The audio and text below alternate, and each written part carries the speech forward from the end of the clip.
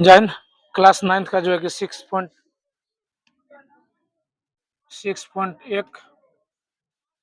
जो प्रश्नावली है उनका 2 नंबर सवाल है। 6.1 का 2 नंबर में आकृति 6.14 में रेखाएं एक्स वाई और एम एन बिंदु 0 पर प्रतिच्छेद करती है। यदि कोण पी ओ वाई बराबर 90 डिग्री और ए अनुपात बी बराबर 2:3 तो सी ज्ञात कीजिए। तो यहाँ पे हमें जो दिया गया है, तो दिया क्या गया है, कोण पी ओ वाई बराबर 90 डिग्री।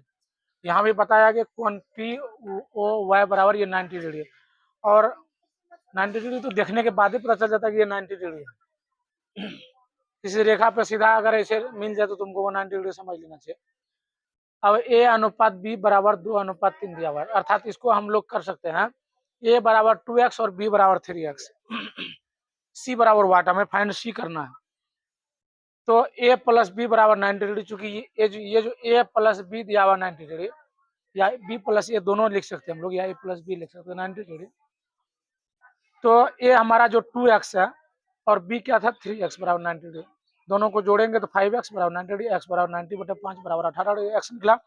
अब हमारा जो x 18 डिग्री निकला है, तो x में हम लोग क्या माने हैं, 2x है, ए बराबर बी बराबर 3x, ए बराबर हमें क्या है 2x, तो ए बराबर 2 गुना x का मान क्या 18 बराबर 36, ए बराबर हमारा 36 फाइंड होता है, 36 है ना।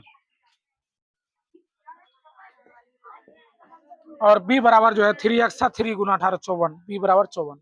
हमें c फाइंड करना है। अगर हम जो है कि ये b प्लस सी, हमको c निकालना है, अब b यहाँ दिया हुआ है, तो b प्लस सी बराबर 180 डिग्री, तो b क्या दिया हुआ है 54 प्लस सी, सी फाइंड करना है बराबर 180 डिग्री, सी बराबर 180 माइनस 54, सी बराबर 126।